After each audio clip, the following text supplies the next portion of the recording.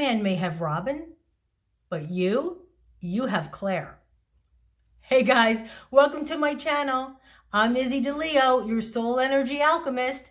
And today we are going to add some more flavor to your IZ-NESS and wake up old Claire, who may have been napping for a bit. And in case you're wondering if I might be losing it because you believe I'm referring to some invisible childhood friend, you are 100% correct. I'm not losing it yet. But every one of us knows Claire. She's always been right there with you, whether you've felt her presence or not. And she's more than just a friend. Claire is your superpower, your psychic ability, your spidey sense. You are a dynamic duo. The Katniss to your Peeta, the Chewbacca to your Han Solo, the Lennon to your McCartney, the Jagger to your Richards, the apple pie to your ice cream. Okay, Izzy, we get it. But I mean, seriously, am I making myself clear? Oh yeah, Claire is a derivative of the word clear or clarity, if you will. So let's give Claire her props. As we undergo our spiritual transformation, the Claires that we already possess since we were incarnated here become more pronounced and refined when we align closer to our true selves, the soul, by becoming the observer of our thoughts and living the majority of our, daily existence in the present moment. This state silences our fear-based polarized mind, which automatically raises our vibrational frequency and connects us effortlessly to our higher self. This blissful and balanced, heightened sensitivity fine-tunes our intuitive signals and clears those energetic pathways, lifting the fog and opening up the channels to receive more subtle and nuanced information our soul uses to communicate and guide us through. With practices such as meditation, mindfulness, and other Zen forms like yoga and breath work. Now, you may have one Claire, or you may have several, but one is usually dominant, and everyone has them. And whether you are attuned to them or not, you have experienced one or more without even understanding what it was, maybe. So, here are 5 of the most common psychic Clairs, what they are, and how they may have manifested in your reality. Let's do this. Number 1, clairvoyance. The gift of clear seeing, the ability to perceive visual information or images that are not currently visibly evident to the naked eye.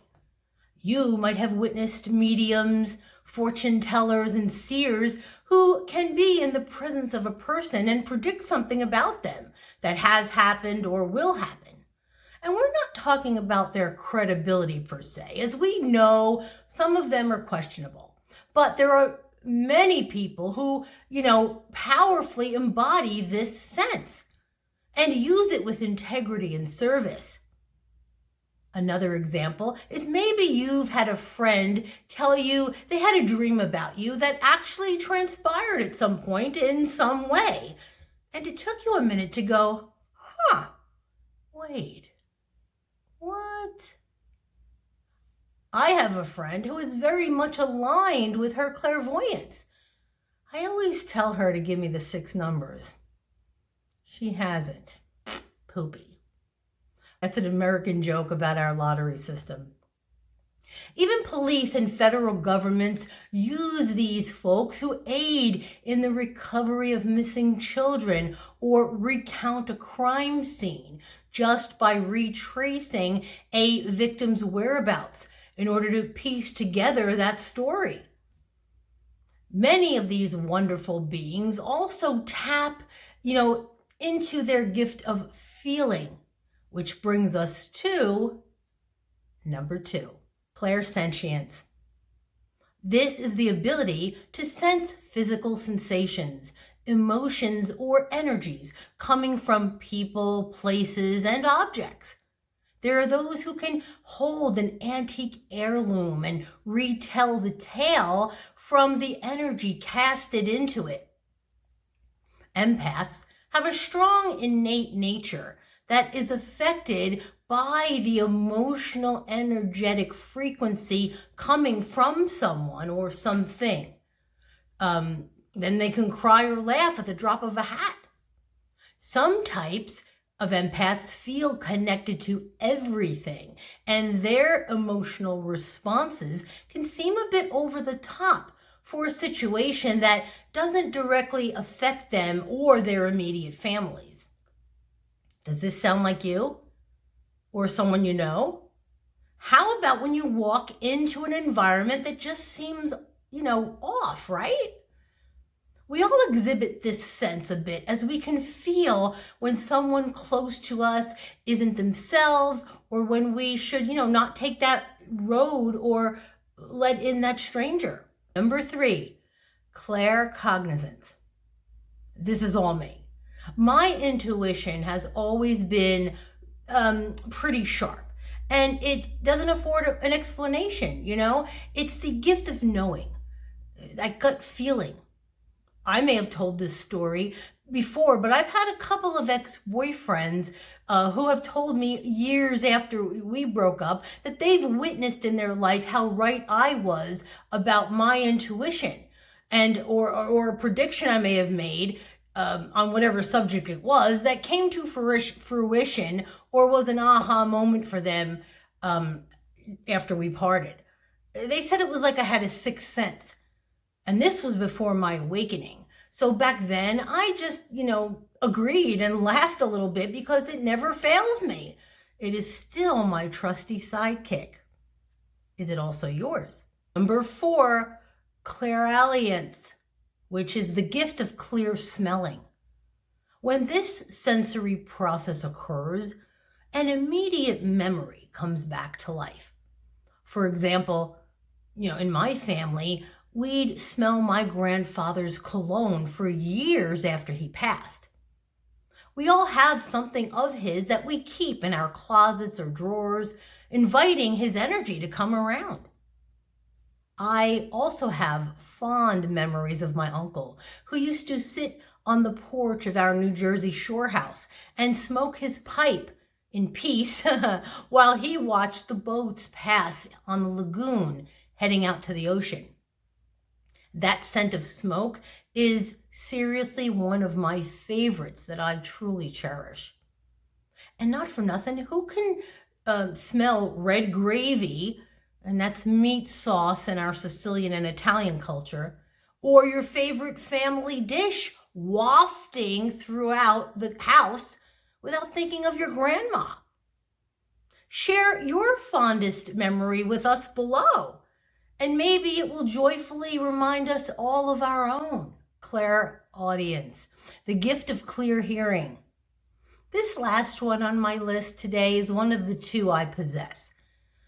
This sense is the ability to hear sounds or voices that are not audible to others, and certainly not audible to the physical ears.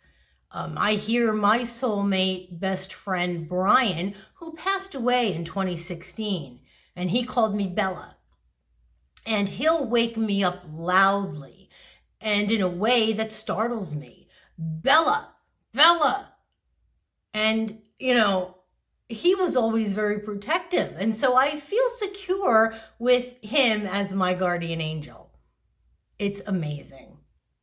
I also hear 2 knocks when I'm meant to get up.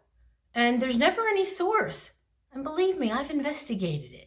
And it's like, it sounds like the front door. It sounds just like, it's just in the room. Whatever it is, it's always 2, which is, maybe someday the answer will come. But up until now, I have no idea what it is. Throughout our awakening journey, it is also highly possible that you have heard ringing in your ears at some point. I mean, this anomaly occurs when your spiritual codes are being upgraded. And it doesn't mean it has to happen. If it doesn't, you don't need to worry about it. But I would say the majority of people do experience this ringing sound. I describe it not only as the sound inside my head, but it's as an amplified aural field, if that makes any sense. Me and my puns. I have an interesting story to share that I don't quite know where to place it, if at all. So I'm treating it as a side effect of my awakening. But it could very well fall under, the Clair umbrella. For a few years, ending about a year ago, anytime I'd close my eyes, I'd see a, continuous static pattern. It had a paisley type black and white print, which I'd say was comparable to, those adult coloring books where the white was really sharp and the black lines created the image, and it was calling to be colored.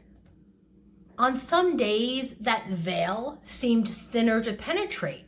So if I focused really intently on it, I was able to access it more deeply. The further up into my eye sockets I placed my attention, okay? It was like, I don't know if you can see with my glasses, but it was like I had to kind of go back like that. And so the further up I looked up into it, it put me into this room. And I don't know if it was like my third eye opening or what, but it was a room where I could look around, and that impression was like it's wallpaper. It felt like vision goggles, like I was in a video game. And I tried so hard to find something, a door, a person, some kind of clue, anything, but nothing ever came about it. It was just that print. And nothing has ever been revealed since. I thought, maybe it was some sort of clairvoyance, but it doesn't mimic the traits of that sense. So anyway, it was by far the freakiest, coolest experience I've had on my awakening path so far, beside the intensity of my Kundalini rising. So if you could offer some insight into this, please, I'd appreciate another's knowledge about what may have been happening to me. And after we part ways today, take a moment to think about how your clairs have revealed themselves to you, and if you've noticed any change in their strength. Any fluctuation is perfectly normal over time. As the layers of your onion begin to unfold, your soul may require your senses to expand or contract, depending on what is needed for your personal development. And these gifts, they never go away, for they are specifically you, everlasting and ever evolving. Okay? So if you'd like to know more about other clairs, there are numerous articles found on the internet. However, the total number of them may vary depending on on the source, making it challenging to get a clear answer, which makes total sense. Here I go again. I can't help myself. Consider the fact that these senses are interpreted in both the physical and spiritual realms, leaving us having to trust in what we do not quite understand. But with continued intention and commitment to your spiritual growth, these psychic abilities allow us to reach a broader spectrum outside of the physical world, as our depth of awareness to who we are as a being begins to transmute, connecting us to all the magic that is. Okay, rock and rollers, that's a wrap. Until next time, I thank you. Namaste.